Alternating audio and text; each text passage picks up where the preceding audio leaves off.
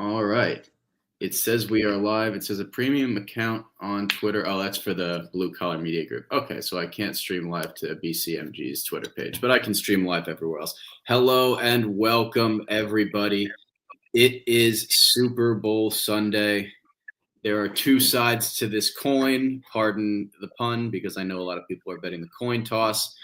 But this is the Super Bowl, the biggest game of the year. It is also the last game of the year for several months. So it's always a bittersweet time for me, but I'm excited, kind of. I'm less excited than I normally would be, just because the Eagles and Chiefs, not the two teams. More dreading the existence of this game. Yeah. I know it's coming. I can't stop it. So that's a little bit of a painful mark for me, but I'm still going to watch it and enjoy it. I'm still a big Kendrick Lamar fan, so I'm sure I will enjoy the halftime show. And what was that? Enjoy. Yeah. And what else? I mean, I'll get this out of the way right now so you can get your jabs in before we start. Yes, I'm a Giants fan. Yes, Saquon Barkley is playing with a solid chance to win a Super Bowl in his first year playing on a team that is not us, and it happens to be one of our biggest rivals. Yes, I'm not happy about it. Anything you want to say about that before we get into things, Steve? I know you have a couple jabs waiting. It sucks to suck, I guess. All right. That's all you got? Die? No. I mean, that's not all I got. There's no way I'm getting all my jabs in. Yeah. I guess that was wishful thinking. All right. That's just going to come to me as we go. And I mean, just going to have to deal with it. So, really quickly, something that was brought to my attention on Twitter, and shout out to at Shane Trail for this one. Teams in the Super Bowl, or I guess not always in the Super Bowl now that there are 23 weeks, but teams in week 22 or later that have a better winning percentage than their opponent with a total under 57.5 are 0-17. Now, obviously, that goes back a long time because there are not that many examples, so I don't put too much stock into those games in the 90s and the early 2000s, but that is something that I thought was worth noting before we get into things. I want to start with the rushing attacks. That's how I kind of want to start, by breaking this game down piece by piece, and then we are going to go through the personnel advantages, player props we like, fun props we like, our official game picks, and then a couple fun parlays because it's the Super Bowl. So for the rushing attacks, and I'm sorry if I ramble a little bit here, but we do have, a big breakdown to go through. Philly, since week 12, has been a man/gap scheme running team. They're first in yards per carry in man/gap runs and second in explosive run percentage. They're eighth in missed tackles forced per attempt and first in yards before contact per attempt. Now, a lot of people laud the Chiefs' run defense, and they do have a very solid run defense against zone runs. And that's the reason that people think they have a great run defense, which they do against zone runs, is because they've faced man gap runs fourth least or fifth least in the NFL. So that vulnerability hasn't really been exposed, except really the Bills, who run a lot of man gap. And while their run game wasn't consistent, there were a couple of drives where I think they had one drive where they ran the ball 11 times, threw it once, and the one pass was a screen. Like, they found that vulnerability on the defense and they consistently attacked it. Kansas City is 30th in yards per carry allowed to man/gap runs, and they've only faced them fifth least. They're 28th in success rate allowed to them. They're 23rd in stuff percentage. They're 19th in missed tackles per attempt and 24th in yards before contact per attempt. They are 19th in rush EPA allowed since week 12 and 18th in rush success rate allowed in that time. Those are not great numbers. No. That's mediocre to bad when you're talking about an NFL run defense, let alone a Super Bowl run defense. So I do think that the rushing attack is going to be a problem. I will get into why I don't think that's going to be the main issue for the Chiefs defense when we get into the game script area of things. But on Kansas City's side, they're a zone running team, and I don't really get into their run game too much because they don't run the ball a lot. But they are 19th in yards per carry in zone run, 26th in explosive run percentage, forced the least missed tackles in the NFL, and they're 25th in yards before contact per attempt. So this game is not going to be won by Kansas City on the ground unless the Eagles force them to do that. And that's something else that we'll get into the game script area as well. The Eagles are not fantastic against zone runs, but they're not awful. 14th in yards per carry allowed, 19th in explosive run percentage allowed, 18th in stuff rate. They missed the most tackles per attempt, but I don't think that's going to be a big issue against a team that doesn't force a lot of missed tackles.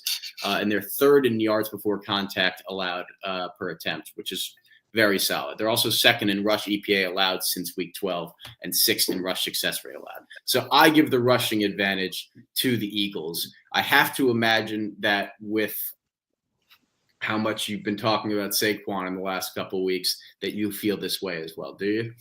It's easily in the Eagles' favor. You brought up that Buffalo kind of exposed the Chiefs' rush defense. I believe James Cook had 13 carries for 85 yards. That's 6.5 yards per carry.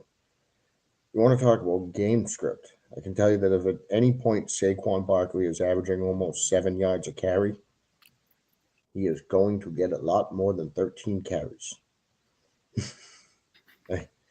I mean, If Saquon hits them for 6.5 yards a carry, I think they're in big trouble. Yeah, and to kind of add on to that a little bit and looking at the matchup side of things, besides Chris Jones, and I'm not saying that the other players on the team are not on the defensive line are not solid pass rushers, because they are. But in terms of run defense, I'm not necessarily sure how they're going to handle Saquon Barkley, and gap runs expose multiple different gaps. So they're probably not going to run directly at Chris Jones very often. They're going to try to attack other gaps. And when you break down a rushing attack, you have to break down the offensive line as well. And when you look at the offensive line of the Eagles, I think they have a better offensive line than Kansas City. Yeah, and that shows in the yards before contact numbers. That's an offensive line stat. That's not a running back stat. That's seeing how long your running back goes before he gets touched. And the Eagles so that's where you look at the defensive front of Kansas City, and they're not bad. But against the Eagles' offensive line, the Eagles' offensive line is fucking loaded. But probably the best offensive line in football. I mean, they're definitely top three in that regard for sure. Because they can exploit anyone else, and they know that they can. They know how to run the football. Look at what Miles Sanders did before Saquon Barkley was there in Philly. Look at what Miles Sanders did, and then when he did over, he's not the same guy. Look at what Boston Scott did to my Giants every single time he got into the game against us. Exactly. They just know how to run the football. They're gonna find who they can exploit, which is almost which a lot of times is the entire defensive front, because that offensive line is stacked. Yeah, and what's kind of just scary about that offensive line is they have multiple guys that can pull and move. Like, it's not just at the line of scrimmage that you have to worry about these guys. They can get downfield with, not at Saquon's speed, obviously, but when they're pulling and they have a couple extra steps, they can get up there and knock some guys down and create more space in the open field, which is just devastating if you're trying to tackle a guy like Saquon Barkley. I mean, and that helps them you can see how they're going to feel in the screen game, too. You have to factor that into that. Yeah. They did. Saquon had some very good screen passes this year. Yeah, and I imagine that it also might open things up for Jalen Hurts on the ground if we're talking about rushing attacks. Absolutely. Just from a logical perspective, teams start, if Saquon is gashing them for 6.5 yards a carry, like you said he might, then the logical next step for the Chiefs would be pack the box force him to at least use the sideline as a defender and don't let him just gas you up the middle. And so in that instance, Jalen Hurts would be able to pull the ball back, get to the outside. But anyway, let's move on to the passing attack side of things. I think we can safely say that we agree that the rushing advantage in this game goes to the Eagles. However, that's not necessarily where this game's going to be won, especially when you have Patrick Mahomes on your team. So let's look at the types of coverages that these teams play and how these quarterbacks play against these coverages. So the Eagles are a dominantly zone defense in single high coverage, 1, 3, and 4, and 6 shells. And I'll come back to why that is specifically important to a certain narrative in a little bit. Kansas City is a hybrid defense, man and zone. They play a lot of man, and they're in 2 high, cover 2 and 4 shells, which is very interesting because, as I've talked about on the show before, most teams run at least 20% of the time they run cover 3. That's a staple of the NFL in this league, in this modern era. And you now have a case where the team that has made the Super Bowl is a team that runs it 18% of the time. I think they run the least cover 3 in the NFL. They are a strict 2 high team. They're in cover 2, cover 4 shells with their safeties. And it's very interesting because that's clearly how Spagnuolo wants to attack you, is he's already doing something different. Right off the jump, he's running different defenses than the entire rest of the league. So I think that's a really interesting thing to look at when you look at how the Eagles offense might match up against this defense. But first I want to look at the Kansas City Chiefs side of things. So the Chiefs are a worse passing offense against zone than they are against man-to-man. And they are also a substantially worse offense against single high than they are against 2 high. The Eagles are a zone defense in single high. The Eagles are the second best pass offense in the NFL against man-to-man, and they're one of the worst against zone. So the fact is that I don't think that the Chiefs are going to abandon their principles in the Super Bowl. I don't think they're going to go zone 75% of the time. I think they're going to stick in their 60-40, 55-45 splits of man and of zone at 55, man at 45, and that will, or 60 and 40, however you want to split it, and that will give the Eagles a lot of opportunities to attack the type of defense that they enjoy playing against. I think they stay in their hybrid sets. And I do worry, though, that Hurts does struggle sometimes against 2 high, but I do want to note that a lot of the time that is against zone defense, not man. So Mahomes is 11th in completion percentage against the Eagles type of coverage, 12th in passer rating, 14th in DVOA, 13th in EPA per dropback, 12th in accuracy percentage per FTN fantasy, 9th in success rate, and 28th in explosive pass rate, which isn't that surprising because they don't go deep very often. Eagles are 3rd in dropback EPA allowed since week 12 and 1st in dropback success rate allowed.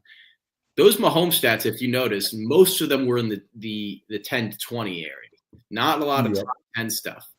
So this is not a coverage mix that necessarily favors him. Meanwhile, on the other side, Jalen Hurts is 6th in completion percentage against the Chiefs mix, 9th in passer rating, 14th in DVOA, 18th in EPA per dropback, 8th in accuracy percentage per the same website, 9th in explosive pass rate percentage. Although he is 25th in success rate, but I do believe that is because success rate factors scoring plays into things a lot, and a lot of their scoring plays end up being running plays. And Kansas City is 17th in dropback EPA allowed since week 12 and 7th in dropback success rate allowed. So here's my controversial opinion of the game. I think the passing advantage also lies with the Eagles. Not in terms of talent. Not obviously Patrick Mahomes is a better quarterback than Jalen Hurts. I am not disputing that. Obviously, they have a better offensive play caller. Obviously, they have the advantage in the key moments with experience. But in terms of schematic matchup, how these teams match up against one another, Jalen Hurts has better numbers against the Chiefs' coverage than Mahomes does against the type of coverage the Eagles play. And the Eagles' pass defense has been substantially better in the last 8 to 10 weeks, including the playoffs, than the Chiefs' pass defense has been in that same time span. This is just numbers. This is not me saying anyone is a better player than anyone. I'm saying I think the Eagles have the better advantage when it comes to where they can attack and how that plays to their strengths. So I think I'm in agreement with you. I think the way to explain it is that yes, the Chiefs obviously have the better quarterback, the more experience, all of that. Obviously, the better coach. But when you talk about a passing attack, like we said with the rushing attack, you don't just look at the offense. You don't just look at the running back in the rushing attack. You look at the offensive line. So when you look at the passing attack, you also look at the wide receivers. Who has better wide receivers? Eagles or Chiefs? Not even really a debate. It's not. It's not. It's not a debate. And you brought up the stats against man, and it's because guys like Smith and Brown, especially Smith, when he's the second receiver, are not easy to cover in man coverage because of the type of receivers that they are. They're man coverage beaters. That's what Smith with his quickness is not exactly a guy you want to be playing man on all the time. I agree. And we will get more into Devonta Smith's matchup because I really do think that he is the surprise X factor in this game. Do you have anything else on the passing attacks before we move on to the game script? You call him like a surprise, and it's like surprise X factor in the sense. I place bets on him like. I'm just saying in the sense that maybe people expect it to be, Mahomes being or Kelsey or Worthy or AJ Brown or Saquon. When I think that the game breaker here could be Devonta Smith. I'm going to move into the game script section, which is personally the stuff that I find interesting. Before I get into my spiel here, I want to shout out my coworker at SiriusXM. My guy Nick DeLuca and I were chopping it up in the office yesterday about this game, and he kind of helped me clear my thought process as to how we think this game's going to break down. This is not his words. This is just kind of how I broke down the conversation and the game script in my head and how I saw it after I looked at the numbers. So first, I want to look at the Philly offense versus the Kansas City defense and how I see this going. Most people listen to the stats that I read out about the run offense, and they think, okay, so Kansas City can't stop the run style that the Eagles run. It's never that simple with Steve Spagnuolo. I say this as someone who he was my team's defensive coordinator growing up. I'm still a Giants fan. He helped win us Super Bowls. He's done it since he left. Hey, you jabbed me about Saquon. I get one. Right. But anyway, Spags has made the second half of his career off of making offenses uncomfortable. They overcorrect to teams' biggest strengths to force them to beat them in other ways. That's how Kansas City gets teams uncomfortable. For example, in last week or 2 weeks ago, Chiefs-Bills, the Bills run the ball on first down a lot. So the Chiefs stacked the box almost every first down. And we're like, okay, if you want to run it on us on first down, we are going to make it extremely difficult, or we're going to make you do something that you're not used to doing. That's what Spags does best. So with Kansas City being a team that's already comfortable playing man-to-man defense, and one of the reasons I don't see them going to a zone, even though that benefits them against the Eagles' pass offense, is I see them coming out in heavy stacked boxes early in this game.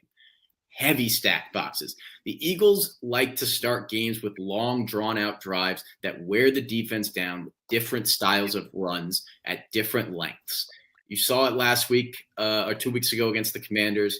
I believe they did it the week before as well. I don't remember exactly if that was the first drive or not. But the Chiefs are probably going to have a heavy look to counteract that and force them to throw the ball. Now, most teams play a lot of single high with cover 3. And that forces teams to use the sideline as you're going to a receiver on the boundary, and therefore the defender is using the sideline as an extra defender. The Chiefs are in too high, which leaves the middle of the field open. For those of you who aren't aware, a quick thing, single high, closes off the middle of the field, leaves the sides. You have to get the ball down to the sidelines. Too high, two safeties covering both deep sides, leaves a bit of the middle open. Especially when the linebackers in the middle are pressing down to stop the run. When that happens, we have a big possible opening in the middle. Single high, that's kind of the reason that I think Jalen Hurts is going to succeed in this game, is because a lot of his throws are likely not going to have to be down the sideline. A lot of them are going to be in the middle of the field, likely with a lot of room to work with, whether it be to at least get an incomplete pass off if you're trying to avoid pressure, or to get a guy open in a lot of space, because I think a lot of linebackers are going to be pressed down. I think a lot of safeties are going to be busy up top, making sure no one gets behind them. And I think whoever is in the slot, which has hurt the Chiefs all year, I think whoever's in the slot, and one of the reasons I think Devonta Smith's going to have a big game, that person is going to eat in the middle of the field. If the linebackers are playing, the Chiefs allow so many targets to the slot already. I think with this matchup, with how much time Philly has had to prepare from a passing perspective, I think they thrive through the air in this game. I think that the ground game obviously is going to play a role, but I don't think Saquon is going to be the biggest factor on offense. And that's not just me saying this as a Giants fan. I've bet several times on Saquon over the past couple months, but I think the way the Chiefs are probably going to attack this rushing offense, and the way the Eagles are probably going to counteract that, and the way the Chiefs coverage scheme really doesn't work out well against the type of stuff that Jalen Hurts does well against, I think that really plays out well for the Eagles offense. The offensive line should give him enough time. The only concern I have on the offensive line is Mekhi Becton possibly dealing with Chris Jones. And Devonta Smith gets a matchup with Chamari Connor in the slot unless they shadow him with Trent McDuffie, which I don't think is going to be the case because McDuffie has played on the outside for most of the year. So before I get into the Kansas City offense versus Philly's defense, I want to toss it to you and see how you see the Eagles playing this game out and how you see the Chiefs responding to that schematically. Well, I think they're going to come out there. I think they're going to try to run the ball. I think that is going to be. I think that's going to be their main game plan. I think they want to run the football, and I think they're going to try. Basically, what you said is that they're going to make Spags play them that way. So the first few drives, you're not going to see the Eagles, I think, be throwing down the field a lot. I think they're going to try to establish that run, and they're going to try to make Spags play that way. You talked about Smith. I placed my bets on Smith earlier this week. I think Smith has a big game, and I think I laddered Smith. When you're looking at the passing attack of for the Eagles, I don't think it's AJ Brown that's going to be the big playmaker for the Eagles today in the air attack. I think it's going to be Smith and Dallas Goedert. Two guys who, by the way, combined run 90% of their routes in the slot. Smith is about 54%. Middle of the field. I think Goddard's 44% or something like that. I was looking at earlier. The Chiefs give up a lot of receptions to tight ends. For those who play bets, I believe Goddard's receptions is listed at only 4.5 right now on FanDuel. By the way, that's the same number that Devonta Smith is at a plus number for what it's worth. Devonta Smith over 4.5 receptions, at least last night when I rechecked it, was still plus 102. To be fair, he has not gotten a crazy amount of targets over the last couple of weeks. I think that's a perfect buy low spot for us. I genuinely think that I like that too, actually. I don't want to be that guy because if he does well, obviously Hurts wins MVP if they win. But a fun sprinkle for 0.05 units, I wonder what Devonta Smith is to win MVP. Genuinely, that's how good of a game I think he's got. I think he could have like 9 receptions for 125 yards and 2 touchdowns. That's the seal. Like, he could legitimately go insane. And obviously, by the way, this could be a freezing cold take for all I know. You keep going, and then I'm going to look up Devon Smith for MVP. All right. So while you do that, I'm going to go into the Kansas City offense versus Philly's defense. Philly's the way to beat Philly in this year has been a strong rushing attack. As I showed earlier, the Eagles are not fantastic against the run. Against zone runs, they're not amazing. They're not terrible, but they're not amazing against it either. It's kind of just an average thing. The fact of the matter is Kansas City is not a team that really runs very well or very often. Combine this with the fact that the Eagles should be able to generate a good amount of interior pressure against a couple weak points in the Kansas City offensive line, Mike Caliendo, and I still think Jawan Taylor is a weak link. They should be getting a good amount of pressure without sending too many people at Mahomes. So what does that do? That allows them to rush 3 or 4, maybe 5, and drop everybody else back. Say, we're not scared of your rushing attack until you make us scared. The thing I worry about for Philly, there's going to be a lot of motion. Xavier Worthy's going to be in motion. Juju's going to be in motion. I wonder how much that affects guys like Cooper DeJean and Quinion Mitchell in the big moment in the Super Bowl in their rookie year. That, it's nothing that they've done that makes me say that they've been fantastic all year. It's just, sometimes in the first couple minutes of the game, the lights are very bright. Guys are trying to make sure they don't make a mistake. I worry about that getting exposed at a couple key points in the game.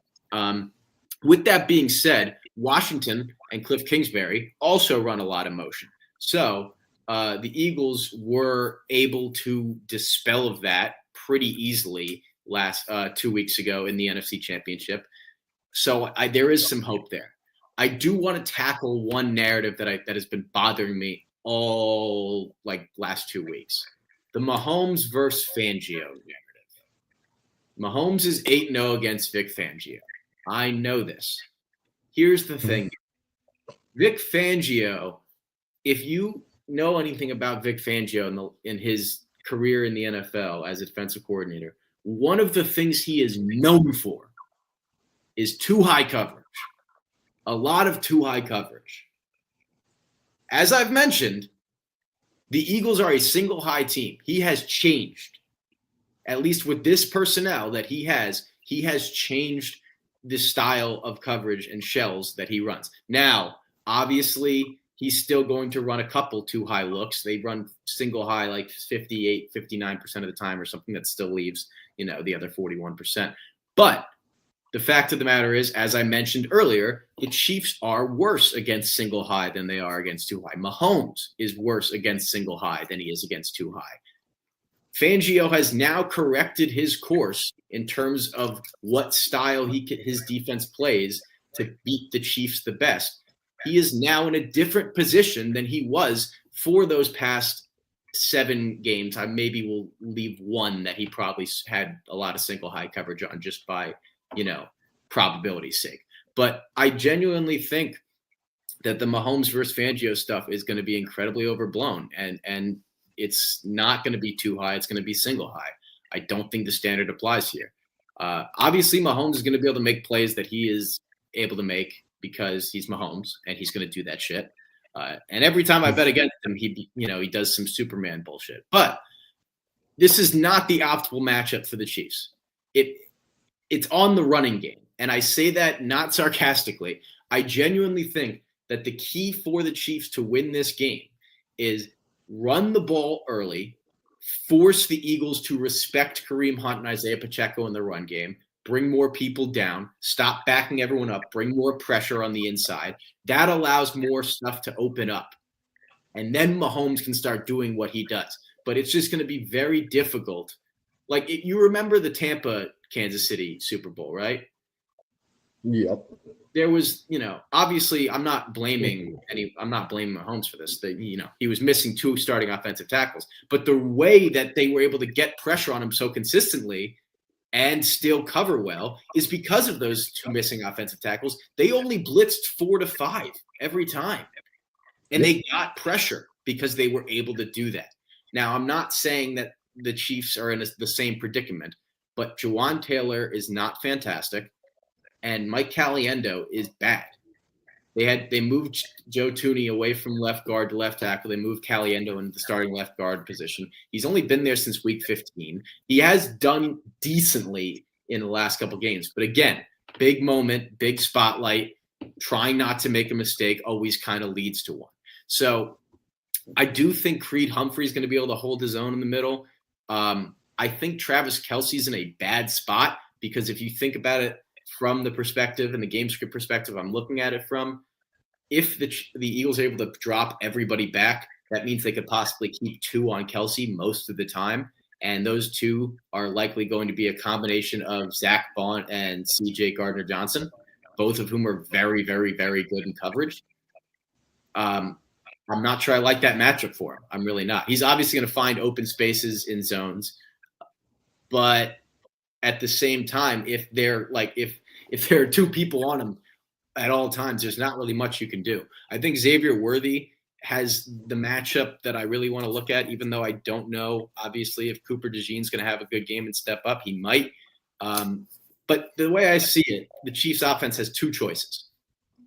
Create a strong run game to start the game and force the Eagles to respect it, or control time of possession with short West Coast plays to the flats, rely on your speed receivers to make plays in open space, and use that to control clock, limit how much the Eagles have the ball on the other side.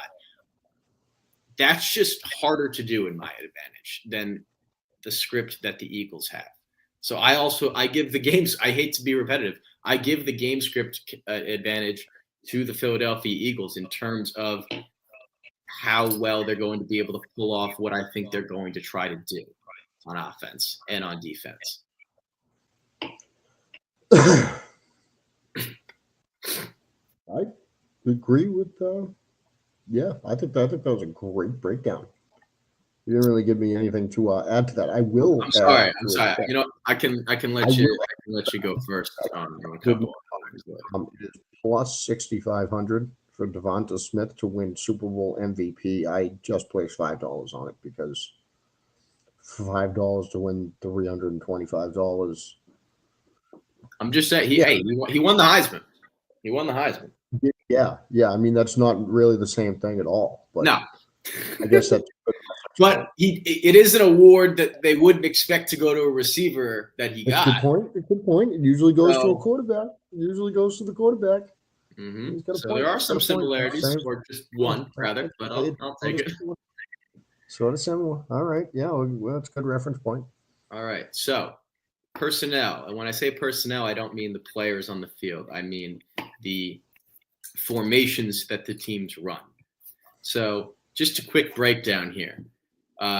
11 personnel, 12 personnel, 13 personnel, pretty much breaks down. 11 personnel, 1 wide receiver, 1 tight end.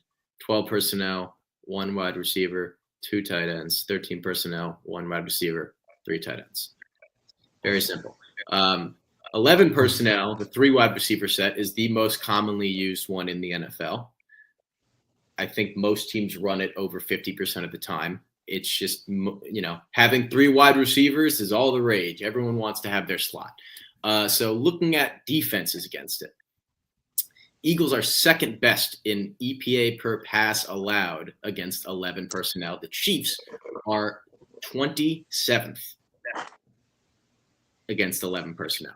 Against 12 personnel, a quick distinction. The Chiefs like to pass out of 12 personnel, which is rare. Most teams like to run out of 12 personnel, heavier sets, more running plays. Chiefs still pass out of it. Excuse me. The Eagles are 11th defending passes versus 12 personnel in terms of EPA per pass allowed. The Eagles run out of it. The Chiefs are 16th in EPA per rush allowed to 12 personnel. 13, Eagles don't run it at all, so it's not applicable. The Chiefs run out of 13. The Eagles are the best run defense in the NFL against 13 personnel. That's the personnel advantage to me, at the risk of sounding repetitive, as much as I hate to say it, because I am a Giants fan and I don't want it to be true. I also think the personnel advantage in terms of the formations is with the Eagles. So with that in mind, if you have nothing on the personnel stuff. Nope, because the personnel stuff kind of just rolls into this. Yeah. So as much as it pains me to say it, I am hammering the Eagles in this game. I believe they're the right side. Everyone thinks the Chiefs can't lose. I get it. I understand.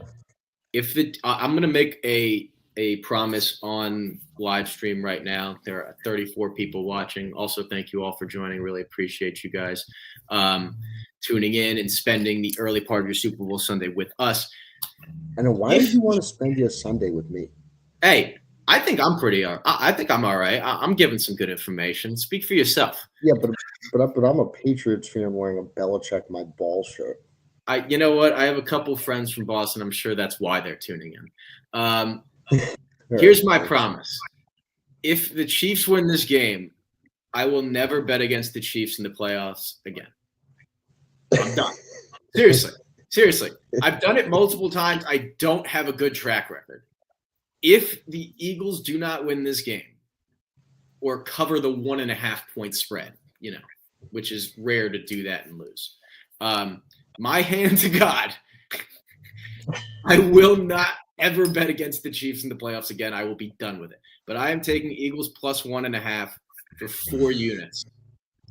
And you might say, oh, you're just upping that bet because it's the Super Bowl.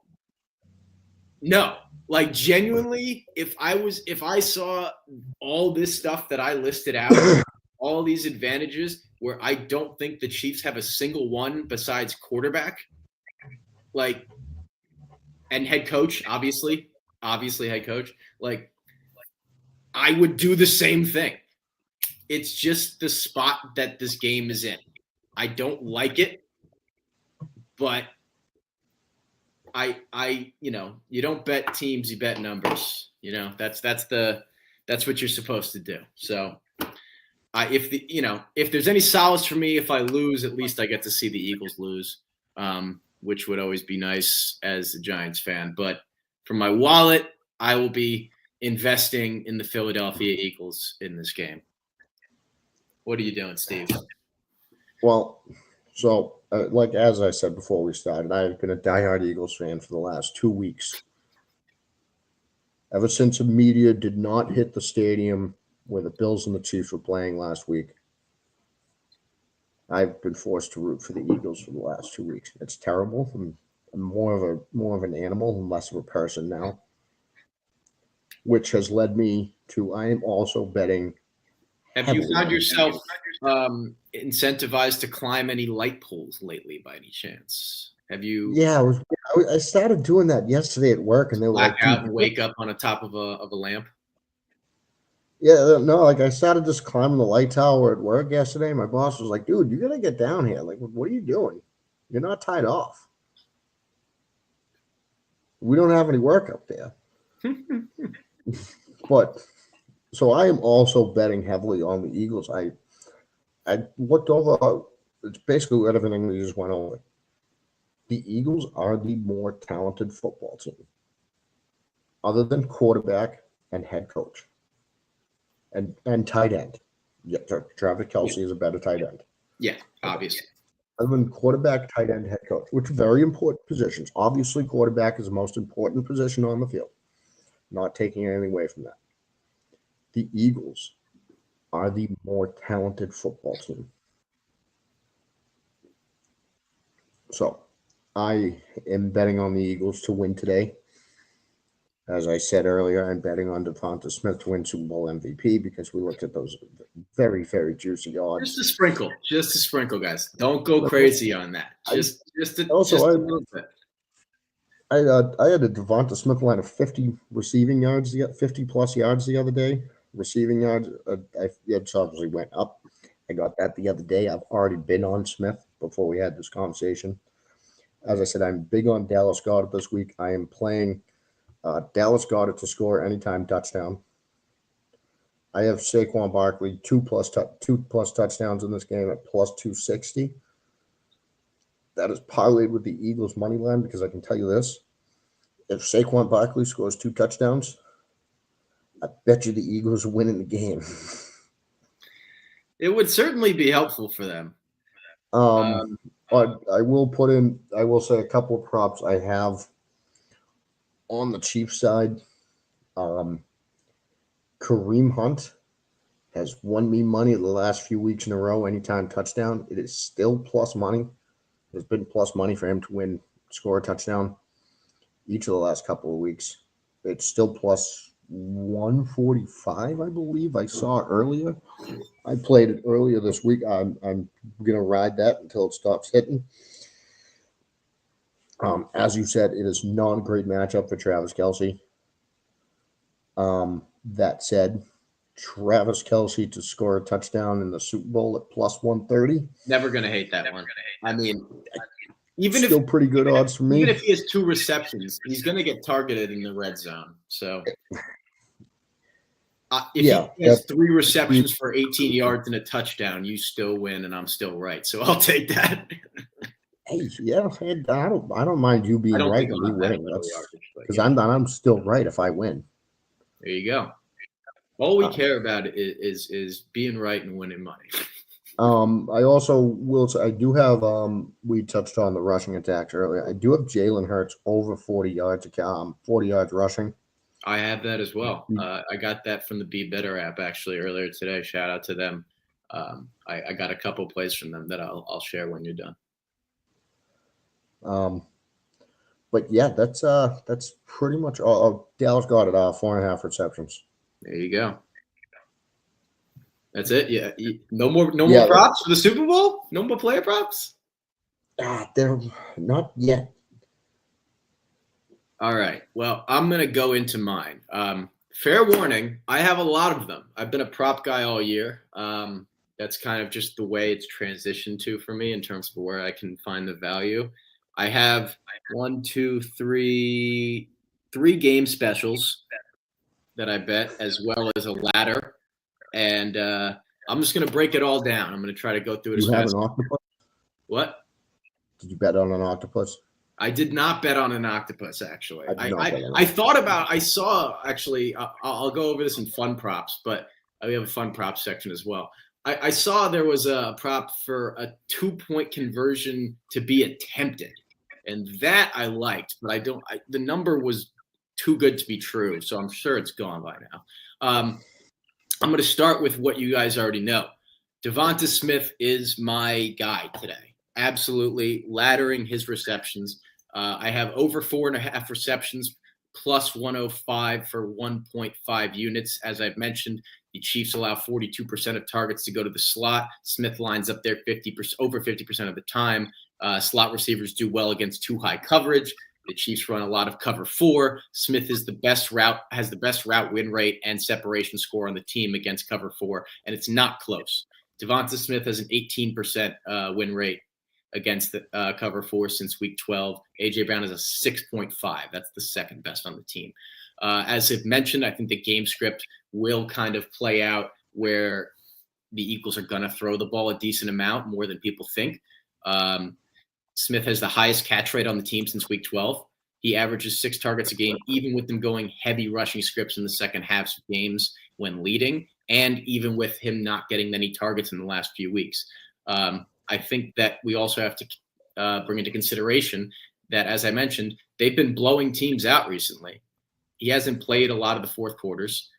They also had a couple games in questionable weather. That game against the Packers was freezing, and it was not snowy, but it was flurrying a little bit. It was windy, not the best situation for Hurts, and I don't think Hurts was in a great spot there either. And then obviously in the NFC Championship, I was heavy on A.J. Brown props because I thought that's where the value was. This time, I think that even when he's lined up out wide, he'll get the easier matchup in Watson instead of McDuffie, who I think will be on A.J. Brown. When he's in the slot, he'll get Shamari Connor. I'm laddering Devonta Smith. I have over 4.5 receptions for 1.5 units. I'm just sorry. I'm looking at my phone to make sure I have the right numbers. 6+ receptions plus 210 for 0.75. 7+ receptions plus 400 for 0.5.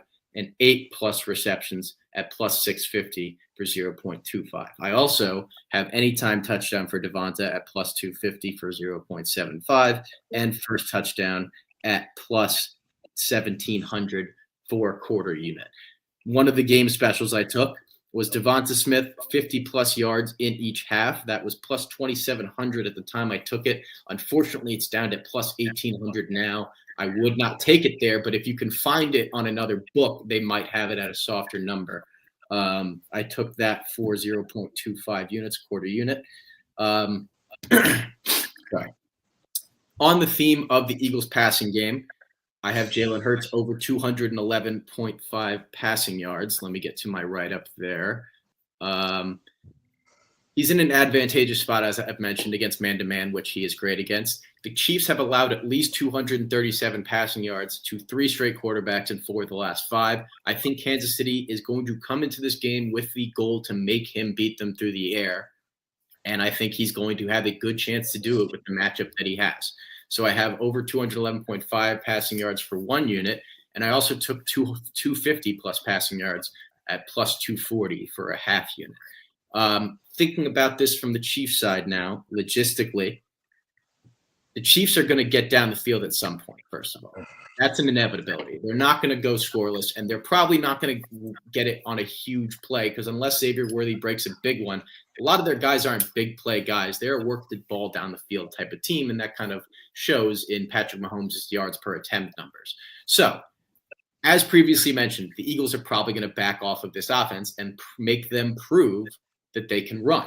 So to me, this screams short yardage touchdown situations, run touchdowns. And as you mentioned, Kareem Hunt has been the goal line back all postseason. I don't think that stops here. I also saw him at plus EV at plus 150 last night on the Be Better app. So I took that for a half unit at plus 150 for anytime touchdown. I also took 70+ rush yards for Kareem Hunt at plus 425. I think that this Eagles defense is susceptible to allowing a couple explosive runs. And I don't necessarily think that Pacheco – I love Isaiah Pacheco. Clearly, at first I thought that when they brought him back at the end of the season, they were just ramping him up for the playoffs. Clearly, he is not fully healthy. He's not. Otherwise, he'd be getting way more carries than Kareem Hunt. Kareem Hunt's still getting an increased snap share. I think he's over 50%. He's a better blocker in terms of being able to plant his feet right now and get up into guys. Pause. And I don't necessarily think that Pacheco is going to be the short yardage guy in situations where there's going to be a pileup. So I think Kareem Hunt has a chance to break a couple big ones, 70+ rush yards at plus 425 for a half unit. I like, and anytime touchdown for a half unit. I like. Going on that theme, the other 2 game specials I have. I hit this game special once like 4 years ago, and I've been obsessed with hitting it every Super Bowl since. In the Rams-Bengals Super Bowl, I hit Odell Beckham first touchdown and T. Higgins second touchdown, and that was amazing.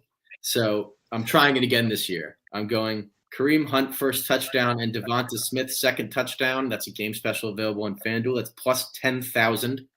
I took that for 0.2 units. And then I flipped it, and I took Devonta Smith to score the first touchdown and Kareem Hunt to score the second touchdown. That's also a game special. That's plus 11,000, and I also took that for 0.2 units. These are just sprinkles. These are fun. These are stuff I would not take if it was not the Super Bowl because these markets wouldn't even be available. But it's a nice number. This is not plus EV. I'm going to tell you that right now. It's not. If you do the math on it, it's not plus EV. But in my humble opinion, sometimes in the Super Bowl, you got to bet shit that you just want to bet and not think about the plus EV side. No. By the way, never take that advice for anything else besides the Super Bowl. I only say this because this is like the biggest betting event of the year, and there are markets that are available that would not usually be available. And if you're trying to think about EV for every single specific market, you're going to be doing math until you fall asleep. It just doesn't make sense. If you see something happening in the Super Bowl and it's that number, $3. That's all I'm saying. I put like $6 on it on combined. It's not a big play. I'd focus more on the Eagles. I'd focus more on Devonta Smith. Now, I did take a couple fun props. Before I do that, though, I took Jalen Hurts over 1.5 passing touchdowns at plus 180 for 3/4 of a unit, and over 2.5 touchdown passes at plus 680 for a quarter unit. And then another plus EV play I got. 2 more I got from the Be Better app were Xavier Worthy 60-plus reception yards at plus 134 for a half unit at FanDuel, and Jalen Hurts 40-plus rushing yards, as previously mentioned, at plus 114 for 3/4 of a unit. So those are my player props for this game. Let's move to the fun stuff. Now, So first of all, as I mentioned, I think that Zach Bond is one of the best coverage guys that you could possibly have to defend Travis Kelce. But I don't think that Mahomes is just going to abandon throwing to Travis Kelce in the Super Bowl. I don't think that's going to happen. So what do you have when you have multiple guys being able to drop back, people creating pressure off of 4-man fronts, and the favorite target on the team being guarded by a very good coverage guy?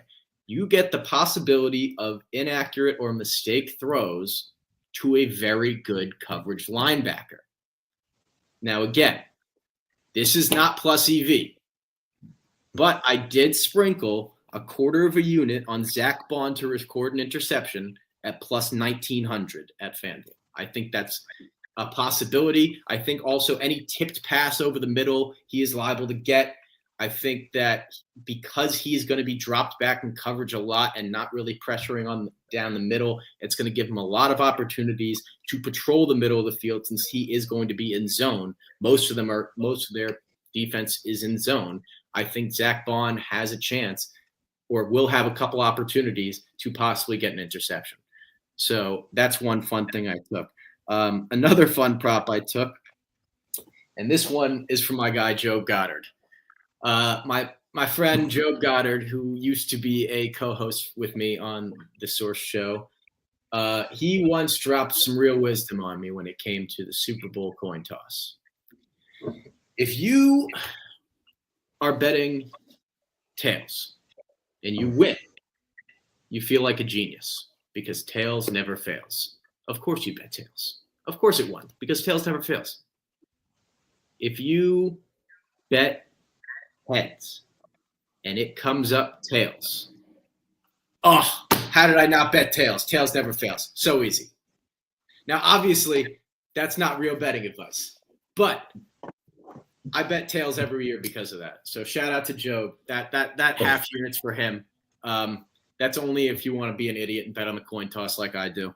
But once again, $15 max. Like don't go nuts in the coin toss. Finally, for my last fun prop, I have the Eagles to have over 2.5 different players to score a touchdown. That is at plus 110 at DraftKings. I took that for a half unit. The reason being, I think Saquon's going to get in. The market thinks Saquon's going to get in. He's minus 200? I know he's minus 200 on BetMGM. Maybe it was minus 180 earlier this week. I think it's gone up. The market is giving him over a 60% chance to get in the end zone. So that's one. I've established that I think in the way I see it, you have to bet based on 2 things, EV and stick to your guns. What do you see happening? From what I've described, I think the passing game is going to be open. Now, is there a chance that Devonta Smith scores 3 touchdowns and it's just him and Saquon scoring? Sure. But I think that there's going to be at least 1 receiver that gets in, maybe 2. And if not, you still could get 1 receiver, Saquon, and Jalen Hurts. There are multiple ways to go about this. I think the Eagles are going to score a lot of points, possibly up to 30, maybe even 24, but that's still 3 touchdowns. It's still possibly 3 guys that can score. I really like 3 different players to score a touchdown for the Philadelphia Eagles as my fun prop. I like that as well. That's actually what I'm going to look for. I did just find one while you were going. I think you'll like this. First wide receiver to 20 yards. Devonta Smith plus 610.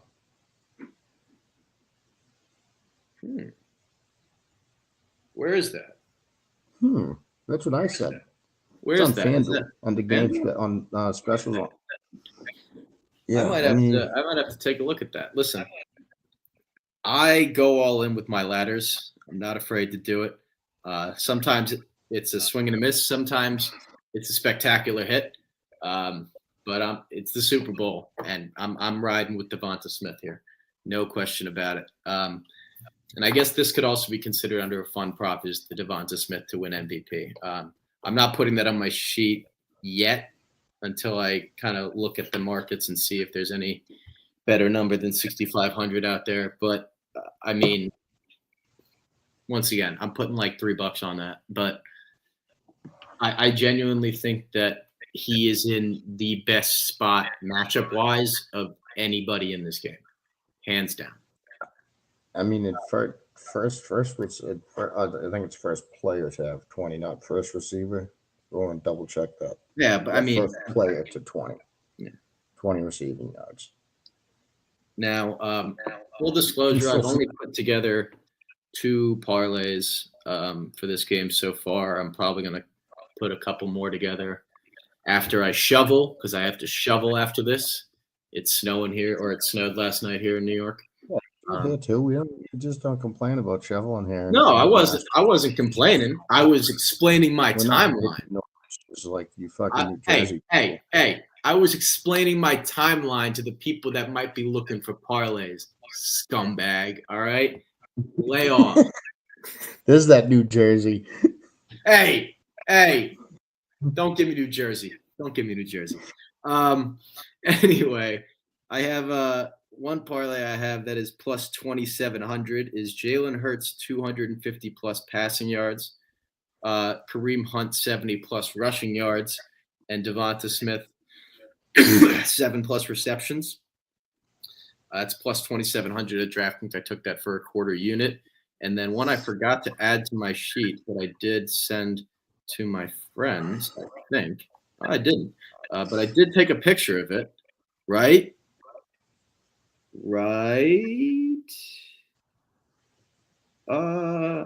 Okay. Well, it was – I'll just pull it up on FanDuel.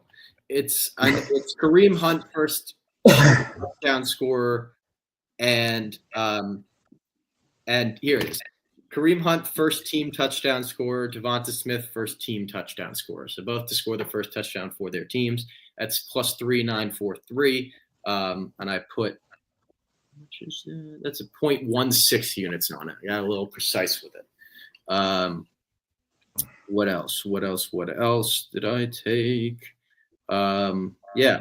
Oh, and then I placed the most ridiculous parlay of all time when I was stoned. Let's see, 5 days ago. Bear with me. It is a 4-leg, 4-sport combo parlay that it's the most random thing you've ever seen. I just want it to be as random as possible, honestly. So the first leg is Devonta Smith 50 yards in each half at plus 2,700. The second leg is the USA to win the 4 nations face-off in hockey. The third leg is Luka Doncic to score 45 points against the Mavericks on February 25th. And the fourth leg is Cody Bellinger to hit 40 home runs. I put $3 to win 25 grand because I'm an idiot and I don't really have any sense of what I'm doing anymore. Bro, if you win 25 grand, can I have 10? Yeah, listen. That's not me advising anyone to put it in. I'll take 5 grand. What? If you win, I'll take 5. I will give you. I'll give you $1,000. I'll give you $1,000. I'll take $1,000. I'll It's hit you fine. with I a did grand. nothing for it. My guy. Yeah. All right. Anything else before we wrap it up here? Well, I've got my parlays. I've got a few parlays here. Hit me. Plus 1321. I have Saquon Barkley 100 rushing yards, Devonta Smith 40 yards, Saquon anytime touchdown, Dallas Goedert anytime touchdown. Plus 1321. Travis Kelce anytime touchdown, Kareem Hunt anytime touchdown, Barkley anytime touchdown, Kelce 50 yards, Jalen Hurts 40 rushing yards, God plus damn. 1976. Woo-wee. I might have to put together Um, some lotto plays or something, man.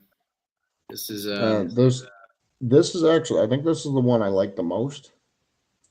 Eagles money line, Barkley 2 touchdowns, Smith 50 yards receiving, Jalen Hurts 200 plus passing yards, plus what's the price on 1197. 1100? 1197. Okay. $20, 250. I like that a lot. Yeah. Fellas. Now, so you don't have anything listed here about like menu? You're not going to talk about food at all in the Super Bowl? Are we on the right show here? What do you mean? We Like all we Gatorade talk color about and was shit? gambling. We're not going to talk about what we're eating. Oh, okay. That's I'm part of going the to a Super friend's Bowl, house. too. We're making some wings, or rather, he's making some wings. Shout out Mark. Well, I'm making some wings. There we go. Wings in the Super Bowl. You cannot go wrong. I've been marinating wings since fucking 6 o'clock last night. Hell yeah. I don't know what else I'm gonna do. I'm gonna find something else to eat. But I gotta work at 4 a.m. tomorrow. Everyone else at work is like, dude, we can't even watch the game. I'm like, Jesus Christ. what do you mean we can't watch the game? They're like, we gotta get up at like 2:45 to get here. Honestly, like personally, this is the first time I watching the haven't been working on Super Bowl Sunday in 3 years. I don't know what to do with all this free time. Usually I'm at the office until halftime of the game, and then I gotta, Yeah, speed home. I don't really know what to do with the rest of the day either. I've been kind of torn on that. I mean, I guess the only thing to do is to put together some more crazy parlays. But hey, that's just me. That The only thing I can think of to do is smoke pot, eat, and gamble. I mean, for Super Bowl Sunday, that's not the worst. It's not the worst. No, it's not bad. It seems reasonable. Funnily enough, I thought about doing some like crazy props like Gatorade color or like national anthem. It's just, I don't know. It sounds so nerdy to say it like this. Like, I don't have enough data on any of that stuff. Like, the one time I made a national anthem bet, I had it. I forgot exactly how I had, but I had it timed down to a fucking T. And I went heavy on it because I had like timed all their previous. I don't even remember how I got the information. Maybe someone like got the information and posted it somewhere. I don't know. But I was heavy on the anthem that year. There's a funny video of me somewhere just like freaking out over it. But I don't have anything for it this year. I really don't. Sorry to anyone that might be here looking for that. But I hope I gave you enough other shit to work with to hopefully. Yeah, I also don't have any information on Shame on us. Anthem. Shame on us. How did we even start this live stream without that info?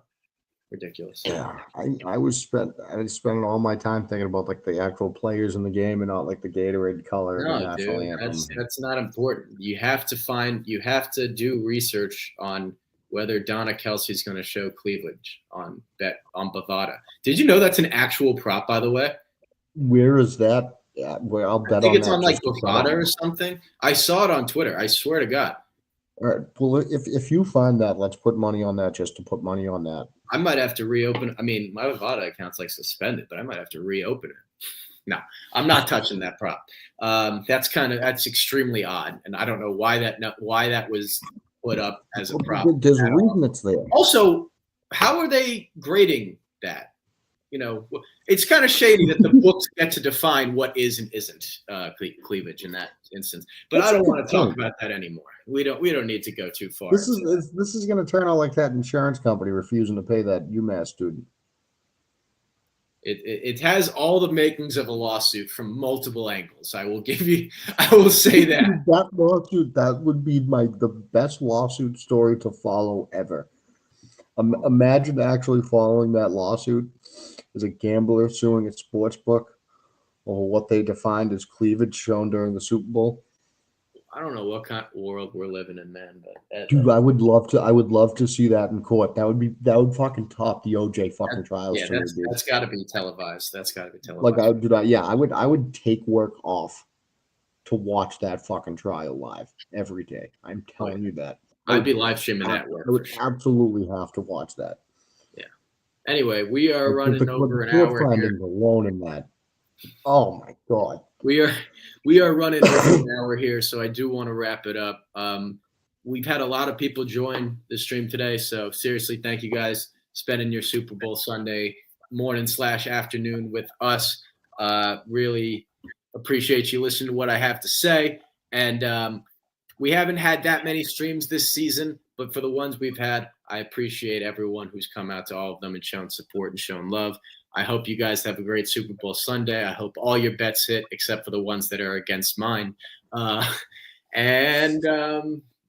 I hope that you all find a way to get off of work tomorrow because tomorrow should be a national holiday.